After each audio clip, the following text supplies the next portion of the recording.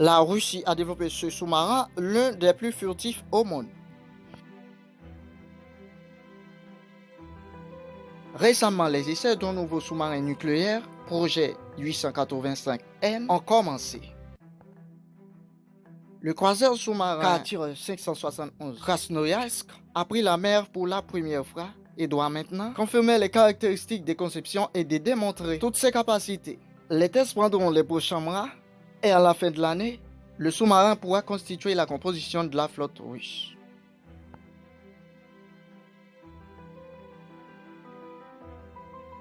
Ce nouveau croiseur sous-marin Krasnoyarsk a été construit selon le projet modernisé 885M E à son deuxième représentant en série, après le navire tête K-561 Kazan et le premier en série K-573 Novosibirsk qui ont été déjà acceptés dans la marine.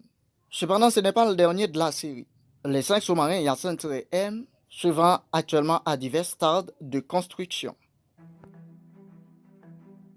La construction de Krasnoyarsk a été réalisée à la Northern Machine Building Enterprise CVMH, conformément au contrat d'État émis par United Shipbuilding Corporation en novembre 2011. Ce document stipulait la construction de 5 sous-marins ou des 5 premiers croiseurs en série du projet 885M. Le premier d'entre eux devait être Novosibirsk, posé en juillet 2013 et remis au client en décembre dernier. 2013-2014, ce VMH a effectué les préparations de la construction du 10e sous-marin nucléaire en série d'un nouveau projet et le 28 juillet 2014, la cérémonie officielle du pose du futur Krasnoyarsk a eu lieu. En 2015-2016, la formation d'une coque solide a été achevée et la construction de d'autres éléments structurels a été réalisée et d'autres équipements nécessaires a été montés en parallèle. Début 2017, on a appris que la coque robuste était prête et avait passé avec succès les tests hydrauliques. La construction a pris quelques années de plus et a été achevée il y a environ un an. Le 30 juillet 2021, le croiseur a été sorti de la cale et à l'âge dans le bassin de chargement de l'entreprise. Et ensuite, il a été transféré dans l'un des postes d'amarrage pour des activités de suivi. Bientôt, les tests d'amarrage ont commencé, qui ont précédé la sortie à part entière vers la mer. Dans le contexte de ces événements, il y avait des rapports selon lesquels les Krasnoyarsk termineraient les tests et rejoindraient la flotte d'ici la fin de 2022. Selon TASS, les essais en mer ont commencé le 26 juin et sont en cours dans les plages de la mer Blanche. Lors de ces événements, l'équipage vérifiera le fonctionnement des équipements embarqués et des différents systèmes. Il est nécessaire de déterminer la navigabilité et les qualités opérationnelles du sous-marin, ainsi que de confirmer sa conformité au projet. Après l'achèvement des essais en mer en usine, le sous-marin attend ceux de l'État. À ce stade, Krasnoyarsk confirmera toutes les caractéristiques principales et, en outre, un test pratique d'armes aura lieu.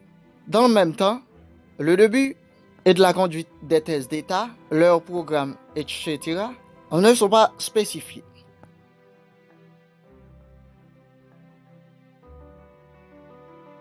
Le croiseur K-571 Krasnoyarsk a été construit selon le projet modernisé. Il s'agit d'un sous-marin nucléaire polyvalent doté d'armes de torpilles minières, capable de trouver et d'attaquer des cibles sous-marines, surface et côtières. Le sous-marin est construit selon un schéma de coque et demi. La coque légère est utilisée qu'à l'avant et au-dessus des lance-missiles dans la partie centrale du navire. La longueur d'un sous-marin est de 130 mètres, une largeur maximale de 13 mètres et le déplacement sous-marin supérieur à 13 XN UMX tonnes. Les sous-marins nucléaires du projet 985M ont équipé d'une centrale nucléaire basée sur le réacteur OK-550V d'une puissance thermique de 190 MW. Un tel réacteur est capable de fonctionner sans remplacement de combustible jusqu'à 25 à 30 ans, c'est-à-dire presque pendant toute la durée de vie du sous-marin. La propulsion est assurée par le turboréacteur principal et un moteur électrique relié à une seule hélice.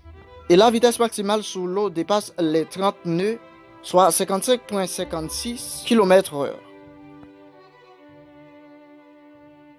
Le projet Yasen se distingue par un haut degré d'automatisation qui a permis de réduire l'équipage à 64 personnes. Tous les systèmes et unités sont contrôlés par le système de formation et de contrôle de combat d'Okrige. Les Suisses intègrent des outils de navigation, de communication ainsi que des systèmes d'armes.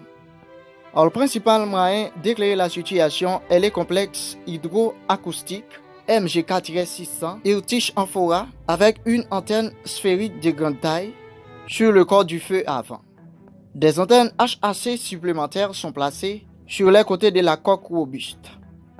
Krasnoyarsk, comme les autres sous-marins de cette classe, transporte des torpilles minières, des missiles pour toucher un large éventail de cibles. Dans la partie centrale de la coque se trouvent les tubes lance-torpilles de 553 mm, 5 de chaque côté. Avec leur raid, le sous-marin peut utiliser tous les types actuels des torpilles et des mines, munitions-30 torpilles. Dernière clôture d'abattage, il y a 8 lanceurs de silos pour missiles. Chaque installation peut accueillir jusqu'à 4 missiles anti-navires Onyx ou 5 calibres. Des mesures sont prises pour équiper ces sous-marins de nouveaux Zircon hypersoniques. En outre, il existe des armes des missiles défensives sous la forme de complexes portables Igla ou Verba. Selon les nouveaux données reconnues, le nouveau sous-marin nucléaire Krasnoyarsk est destiné à la flotte du Pacifique. Après sa mise en service, il deviendra le deuxième sous-marin nucléaire polyvalent de nouvelle génération de la flotte du Pacifique. À l'heure actuelle, la marine russe attend 9 autres de cette même classe qui sont en cours de construction et qui vont servir dans les années de 2025.